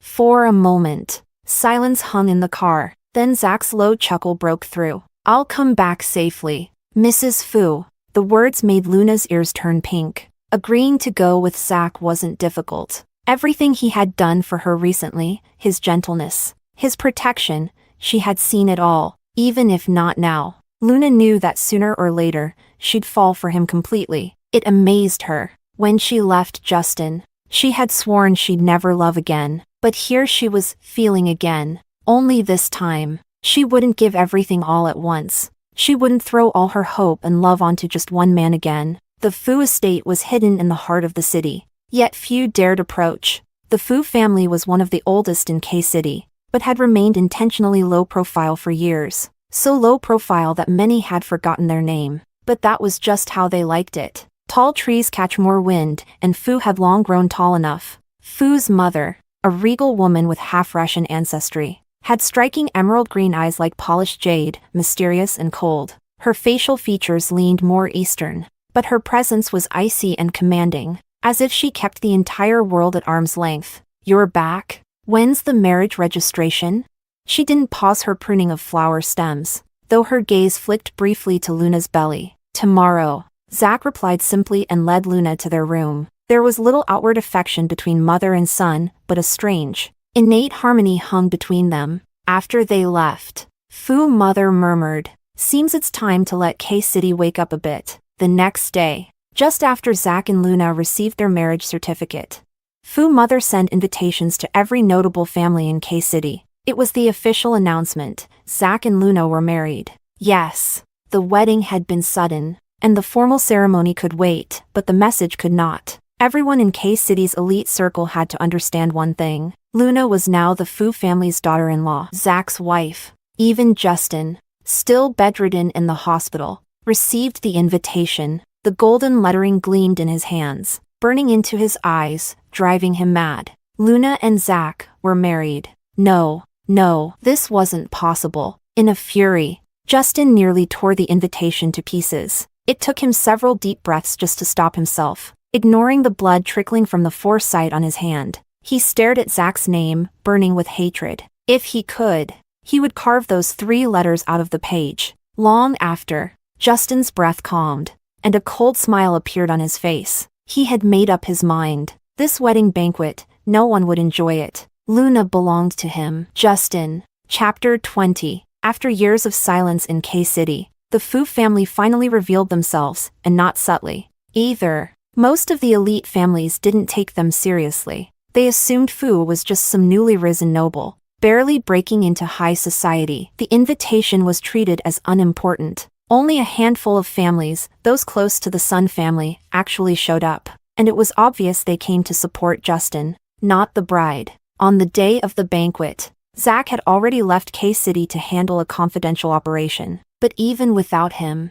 Fu mother spared no expense to ensure Luna's position was unshakable. The banquet was held inside the Fu family's private castle, a place never open to outsiders. Even the Sun family had only glimpsed it from afar. Now, as guests stepped inside, awe crept into their expressions. Seeing the extravagance, many silently thanked their luck for accepting the invitation. Clearly, this wasn't a nouveau riche household. The hostess's identity alone promised unimaginable advantages to any who could earn her favor. Only Justin stood among the guests with a storm in his eyes. No amount of wealth or splendor could change the fact that Zach wasn't even here. Was Luna really happy with a husband who abandoned her right after marriage?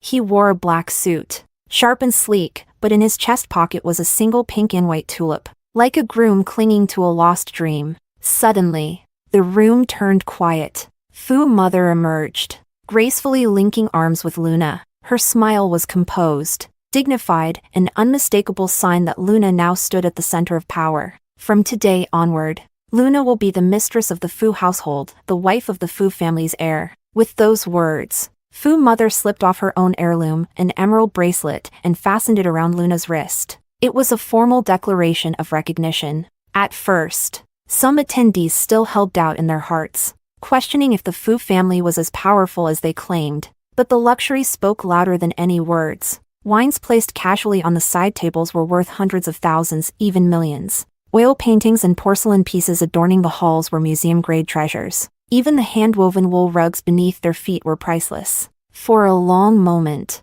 no one dared speak, but Justin didn't care about any of that. His eyes held only Luna. He broke through the crowd and walked straight up to her. "Is this how he treats you?" he asked coldly. "Married just days, and he already abandons you. Does he really care about you and the baby? You've seen how powerful the Fu family is, but you can't handle that kind of life. Trust me, Luna. Come with me." The room gasped. Justin was trying to steal the bride, publicly, right in Fu territory. All eyes darted between him and Luna, the air thick with tension. Luna's voice was calm but cold. "Mr. Sun, what nonsense are you spouting? I'm Zach's lawfully wedded wife. Or are you declaring war on the Fu family?" She couldn't hide her disgust. Why couldn't he just let go? He had thrown her away once. She had stayed far from him, just as he'd wanted. Why was he still chasing her? Justin sneered. "So what if it's war? The Fu family may rule overseas, but this is K-City. This isn't their turf yet. Luna, don't be foolish. Zach is ruthless. What good can possibly come from staying with him?" He reached for her, eyes pleading. "Come with me. I'll treat you and the child well. I swear it." Chapter 21. Impossible. "Stop your delusions," Luna said calmly, eyes steady. "If you've decided to stand against the Fu family, then there's nothing more to say between us." She cast a subtle glance at a nearby maid. The maid nodded slightly. Luna's heart settled a little. Justin let out a bitter smile, but his hand remained outstretched. "Luna, I'll make you come with me. You'll see, I'm the one who's truly right for you."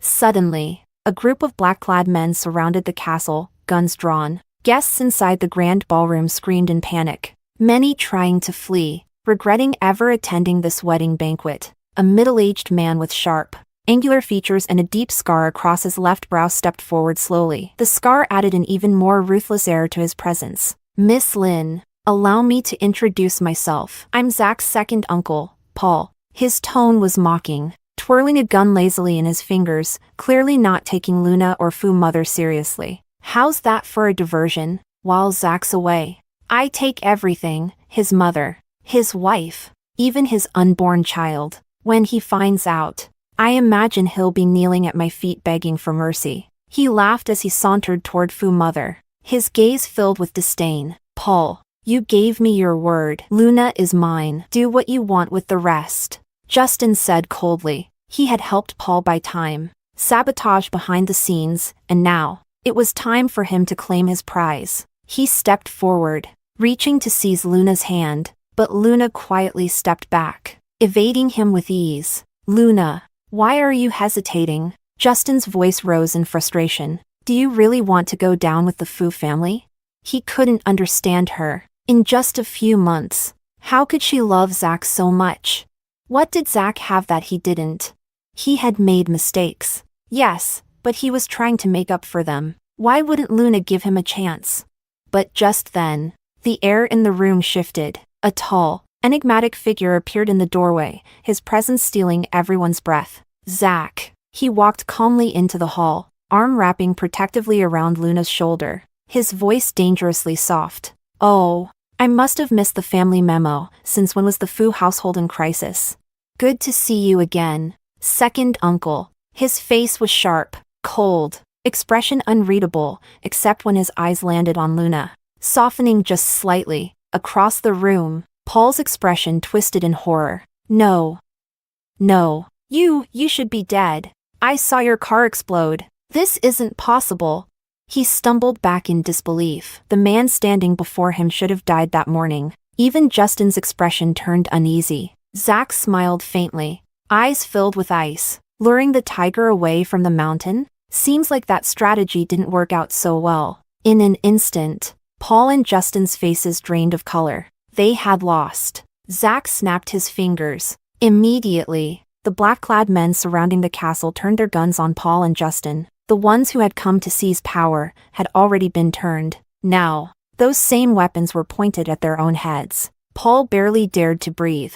Justin, on the other hand, still forced his pride to the surface. "You want to take my wife?" he hissed. "You'd better be ready to fight for her." A cold gun barrel smacked against his cheek. Everyone tensed. One wrong move, one shaky finger, and blood would be spilled. No, Zach wouldn't kill Justin in K-City. But that didn't mean he couldn't crush him in other ways. Moments later, members of the Fu family bound Justin in ropes, posed him for photos, and sent the images directly to Sun Father. The message was clear. This is what happens when you try to steal from the Fu family. Chapter 22. Sun Father had long stepped away from managing the Sun family's affairs, but never imagined he'd one day have to clean up his son's mess. When he arrived at the Fu estate, the years seemed to catch up with him all at once. His back was more stooped, his hair grayer. He came bearing a portion of the family's fortune, offered as compensation to redeem Justin. "Mr. Fu, please, you're a man of great stature. Let Justin go this once. I promise, he'll never appear before you or your wife again."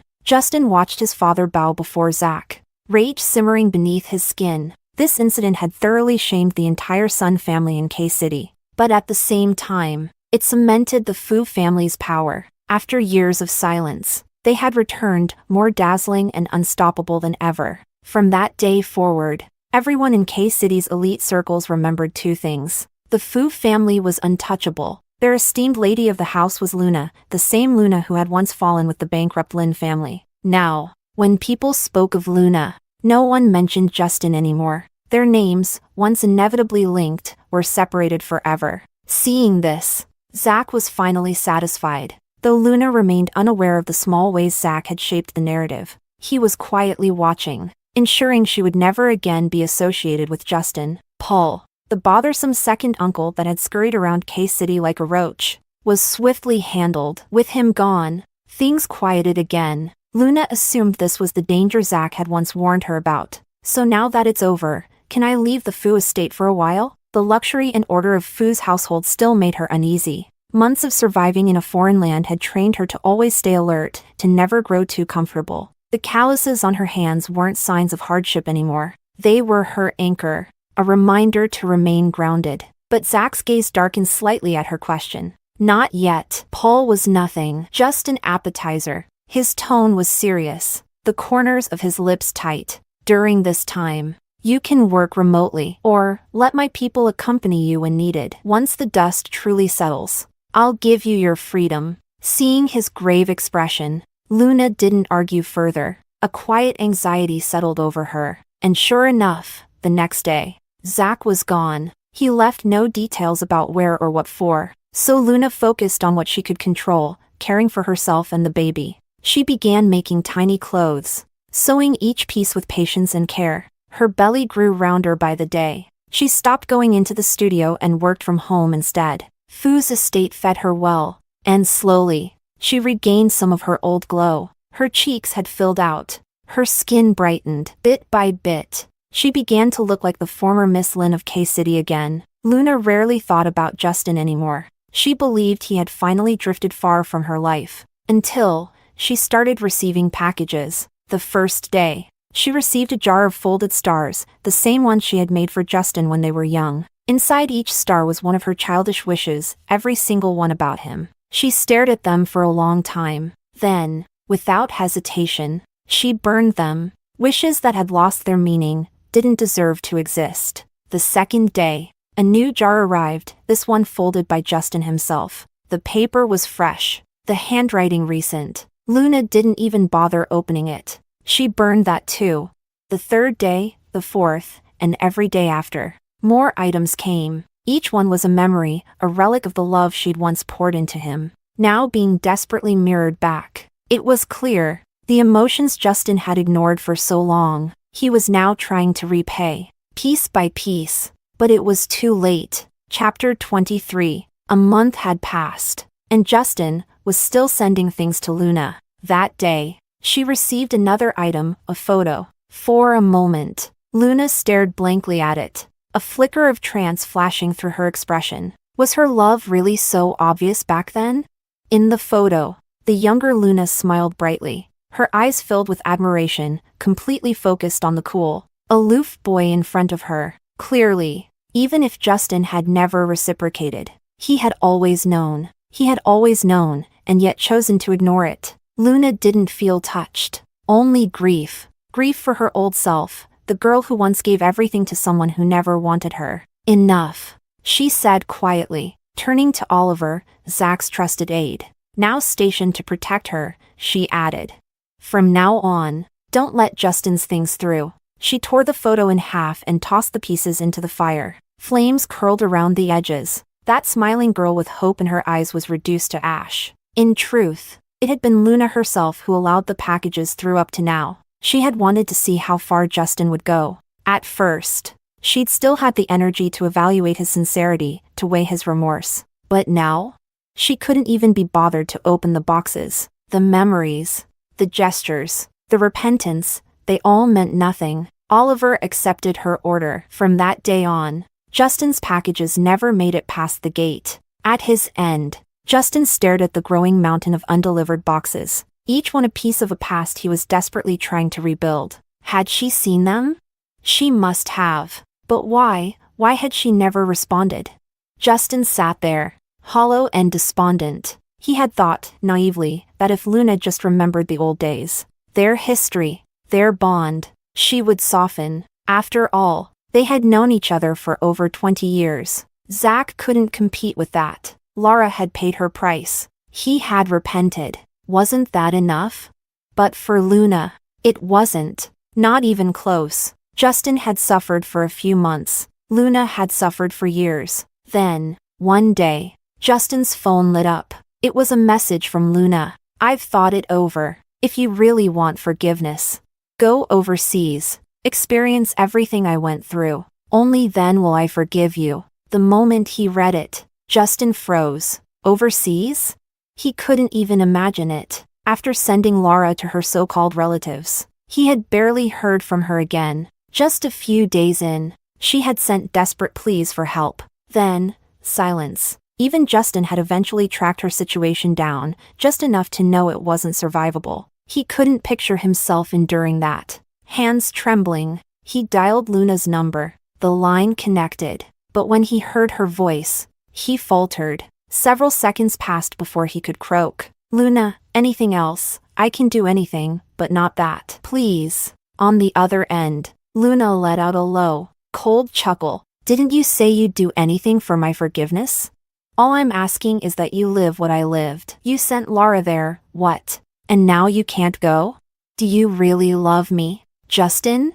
Each word cut deeper than the last. Justin's lips moved, but no answer came out. His face lost all color.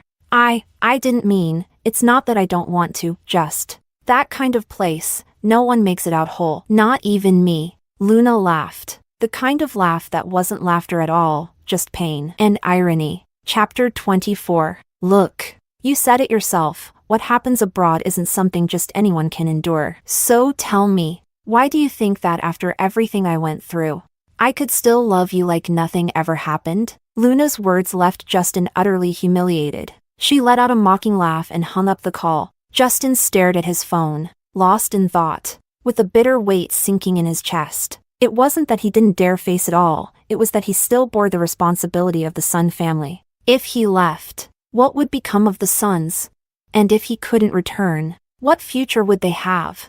After being rejected by Luna again and again, the only way Justin could numb himself was through work. Under the relentless pressure from the Fu family, the Sun family's situation worsened by the day. Even though he had the will to salvage what was left, the decline had already become irreversible. The Sun family had once ruled almost all of K-City, only the Lin family had been able to stand against them. But now, with the Fu family's sudden return, all attention had shifted to them. In a last-ditch attempt to hold their position, Justin's father came up with a plan, a political marriage. "Justin, look," his father said as he dropped a stack of documents on the table. "Photos attached, these are daughters of our allied families. Choose who would be best to form an alliance with." Justin's bloodshot eyes ached, and a sharp pulse throbbed constantly at his temples. He hadn't slept properly in a long time, and now, with this new pressure, it felt like his head was going to explode. "Enough, Dad. The Sun family doesn't need a marriage alliance. Stay out of my business."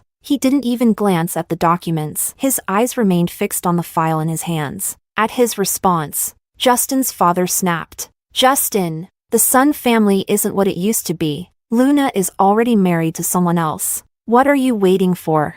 You still can't forget her? If I had known she'd be such a curse, I never would have let her stay. I should have let her jump off that building with her parents."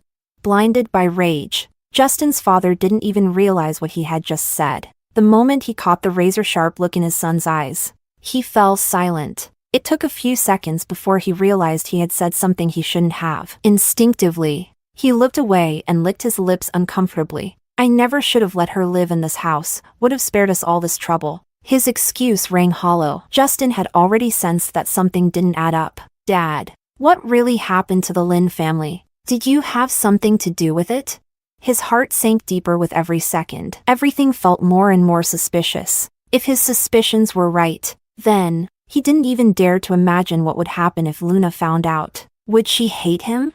Of course she would. She had loved her parents deeply. Justin's father lowered his head slightly, hesitated for a moment, and then responded with an air of forced firmness. How could you think that? Our family always got along with the Lins. Why would I betray them? I don't know what really happened either. If you have doubts, ask Luna.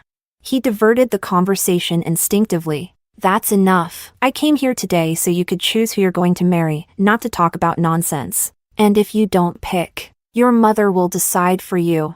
With that, he stormed off, leaving Justin alone. Justin remained motionless, staring into the void. What his father had just shown him, wasn't it already painfully obvious? Chapter 25. Justin already had a suspicion deep in his heart, but he didn't know why he still felt so deeply uneasy. Assistant Lee, investigate everything related to the bankruptcy of the Lin family, especially what my father did at that time. Yes, sir. The moment he gave the order, Justin felt even more disturbed. He regretted having asked for the investigation. What had happened back then was already a settled fact. Wouldn't it be better to pretend he knew nothing? If something really came to light, could he still be with Luna like before? During that time, Justin had done everything possible to ignore any news about Luna. He tried hard to forget her, but he discovered that the more he wanted to forget her, the more he remembered her. During meals, he thought of her smile. While working, he remembered the desserts she used to prepare for him. At bedtime, he would hear her voice again, telling him stories as an excuse to delay sleep. It was then that Justin realized that by entrusting all those memories to Luna, the one most affected had been himself. He started noticing details he had once taken for granted or simply ignored and came to understand the love Luna had for him. And now, he was trapped in those memories, while she had already managed to let them go. How painful all of this was. Even more so if it turned out that the bankruptcy of the Lin family was related to the sons. Justin didn't even dare to imagine how much Luna would hate him. Deep inside, Justin prayed that the investigation would have nothing to do with his family. But the more he wished for it, the more inevitable reality became. He opened the investigation results and turned the pages one by one. He couldn't stop his hands from trembling. The bankruptcy of the Lin family had no direct relation to the sons. It was the result of poor management, leaked corporate secrets, and embezzlement by senior executives. All these factors eventually led to the collapse. But the suicide of Luna's parents was related to the sons. Luna's parents had always been strong-willed people. After the company's collapse, they were depressed for some time. Justin's father and mother offered to help and accompany them, seemingly out of goodwill. But no one imagined that Justin's father harbored dark intentions. He wanted to seize the Lin family's last remaining assets. People under his command tampered with Luna's parents' medication, causing their emotions to spiral more and more out of control, until they couldn't take it anymore and chose to jump together from a high place. In their final moments, Luna's parents decided to entrust her to the care of the Sun family. But the sons didn't take good care of her. On the contrary, Justin himself ended up causing her even more suffering. Upon seeing all that the investigation had uncovered, Justin's first reaction was to destroy it. Luna couldn't find out. Assistant Lee, destroy all the evidence. Absolutely no one else can find out about this. Yes, sir. It wasn't until he received confirmation that the evidence had been erased that Justin managed to calm down a bit. But deep inside, he still felt a vast emptiness and insecurity. In theory, he should tell Luna the truth. But just thinking about the hatred she might come to feel for him made him completely incapable of facing it. It's fine, he told himself. The evidence is destroyed. Aside from me and Assistant Lee, no one else will ever know the truth of what happened. Luna will never know. Justin clung to that lie he kept telling himself. Zach hadn't shown up in City K for a long time. Some said he had fled, others that he had died abroad. Without Zach, the Fu family was no longer a threat. Upon learning this, Justin chose Luna's medical checkup day to intercept her at the hospital entrance. Luna, he still hasn't come back? Chapter 26. Justin's gaze fell to Luna's rounded belly, his expression heavy with emotion. What kind of husband is he, Luna? He asked quietly. You're newlyweds. And yet he left you and the baby behind. He hasn't even come to a single prenatal appointment. Is this the kind of marriage you think is worth it?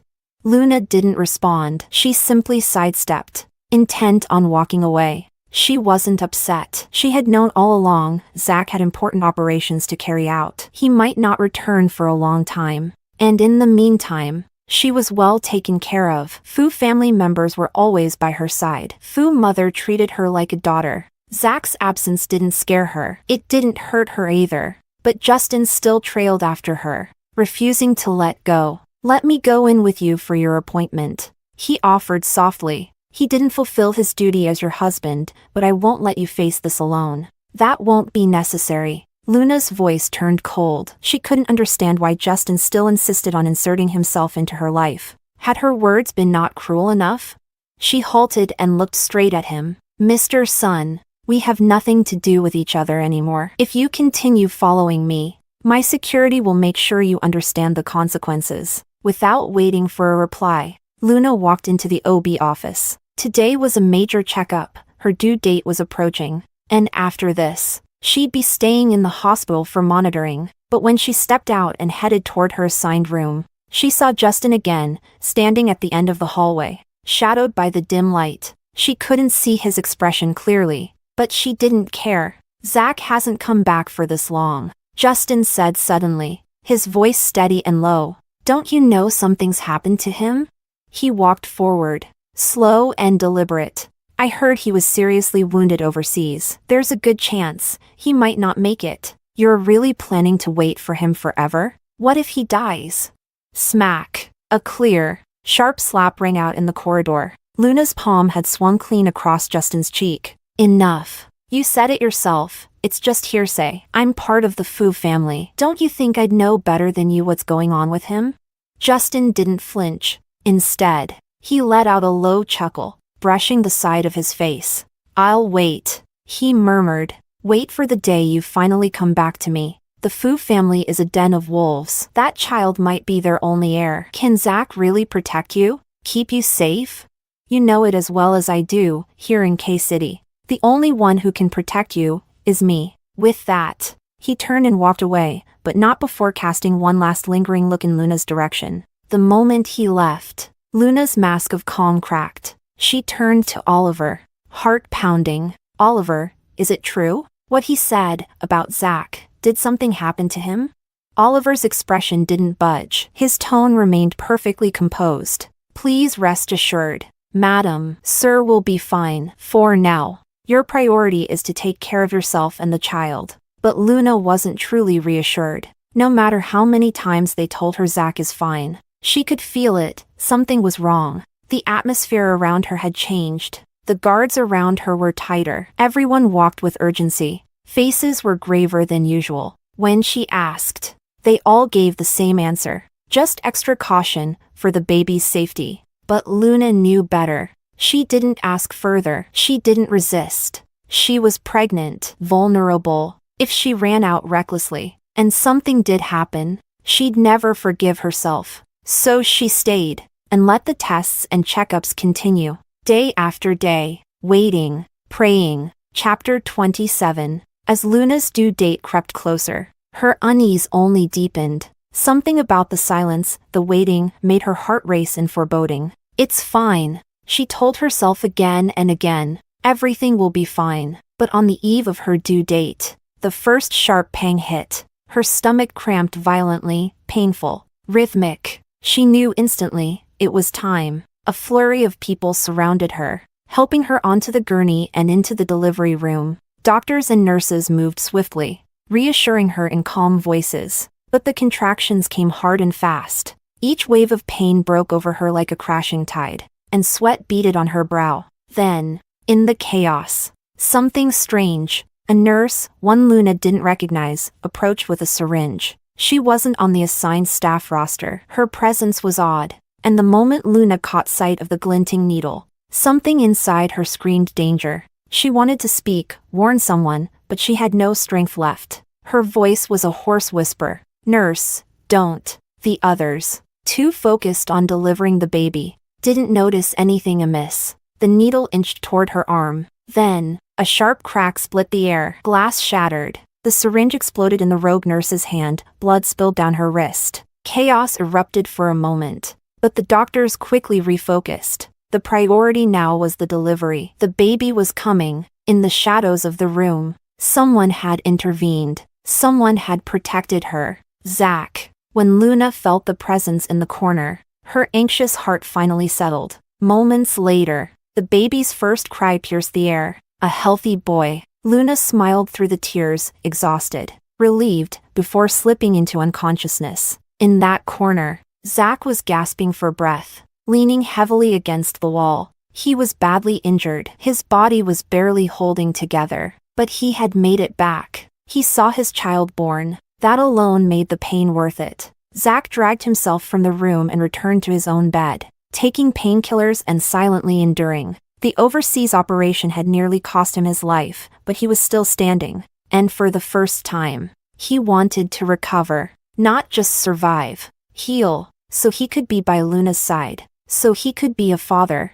Justin had no idea the entire hospital was under Zach's watch. He'd suspected someone would make a move on Luna eventually. Zach's enemies would want the child gone if they couldn't kill Zach himself. He tried to plant men in the hospital, but his efforts were blocked. And when he arrived to stand guard outside the delivery room, he never expected the threat would come from the inside. Zach's reaction had been swift, efficient. Justin was too late.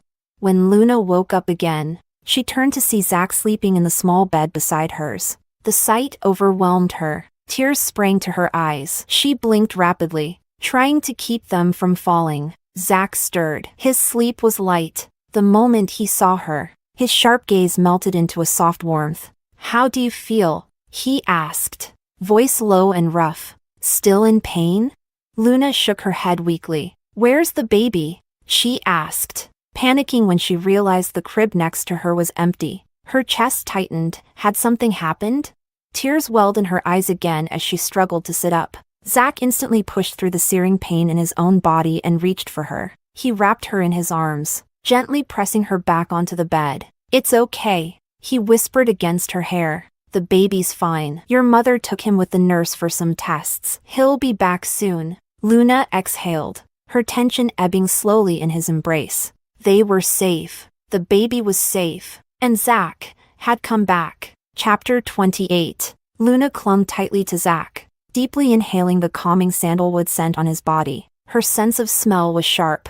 She caught the scent of iron on him and quickly pulled away from his embrace. "Are you hurt?" Luna asked in a muffled voice. Her eyes were filled with concern, and she instinctively tried to check Zach's body for injuries. Zach stopped her restless hands in time. "Behave yourself. I'm fine." As he spoke, he slid the Buddhist prayer beads from his wrist and placed them in Luna's palm. "It's just a minor injury. It'll heal soon. Don't move around too much. You're still weak. All right?" His tone was gentle, yet carried a trace of dominance. Luna blushed slightly as she lay back in bed, clutching the beads tightly, as if feeling the pulse of his wrist through them. Perhaps it was because of the child, or perhaps because of everything they had been through together. Luna, almost subconsciously, no longer brought up what Zach had said about setting her free. Even though they had both left the hospital with the baby, it was as if they were both avoiding the topic. Living in the Fu household and being with Zach, it was something dangerously easy to get lost in. Just when Luna could no longer hold back and wanted to talk with Zach about the future, Zach placed the results of the investigation into the Sun family in front of her. "Take a look." In fact, Zach had received this information a long time ago, almost at the same time as Justin. But back then, Zach had deliberately ordered it kept from her, fearing that Luna wouldn't be able to handle it physically. Now that she had given birth and a few months had passed since her postpartum recovery, and her body was almost fully healed, Zach finally dared to bring it up. Luna stared at the documents, nearly fainting from disbelief. The Sun father and Sun mother, whom she had always regarded like her own parents, turned out to be the murderers who had orchestrated the downfall of her real parents. The Lin family's bankruptcy had long been anticipated. Lin father and Lin mother hadn't even seemed that upset. Luna still remembered how, when the family first went bankrupt, Her parents had talked about starting over once the company's liquidation was complete, afraid that she and her mother would be too sad to let go. Lin's father even promised to take them on a trip, but somewhere along the line, Lin's father and Lin's mother began to change, their moods sank deeper, and they became more agitated, often blaming each other. When they were lucid, though, they comforted Luna and told her everything was fine, until the day before they jumped to their deaths. Lin's father and Lin's mother entrusted what remained of the Lin family assets to the Sun family, asking them to safeguard it. They had thought that since Luna liked Justin so much, and since the two children would eventually get married, the Sun family would naturally take care of Luna. What they didn't expect was that Sun's father was a wolf in sheep's clothing. He swallowed the remaining Lin family assets whole and even took in many of the Lin Corporation's core employees. None of this was ever told to Luna by the Sun family. All she knew was that, overnight, she lost her parents and everything she had, and had no choice but to live under the roof of the Sun family. Seeing all this, Luna let out a self-mocking laugh. She had treated her enemy as family and even loved the enemy's son with all her heart.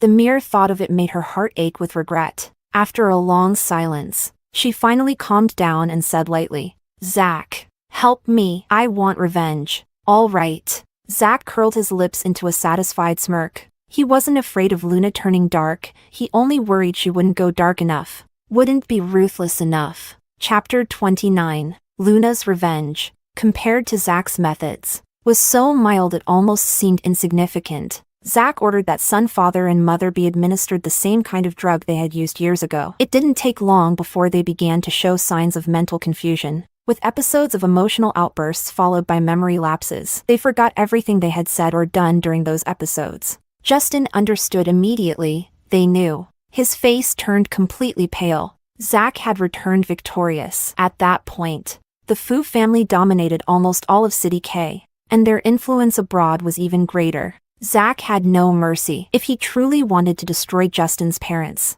there would be no escape for Sun's father and mother. In desperation, Justin went to beg Luna, "I'm sorry. On behalf of my parents, I ask for your forgiveness. Please, I beg you, just leave them alone this once." For the first time, the proud Justin lowered his head. Slowly, he fell to his knees. "Whatever you want, whatever the Sun family can offer, I'll give it." In that moment, Justin appeared so humble that there was nothing left of the arrogant CEO he once was. Luna almost let out a bitter, ironic laugh full of indignation. "You want me to forgive your parents? Then tell me, did they show mercy to mine? Wasn't it enough what they did to them? Did your family really have to push us into complete ruin? I'm sorry, but no, they must pay for what they did." With those words, Luna felt as if all strength had drained from her body. Justin was left speechless, his lips trembling and his face ashen. He lowered his head,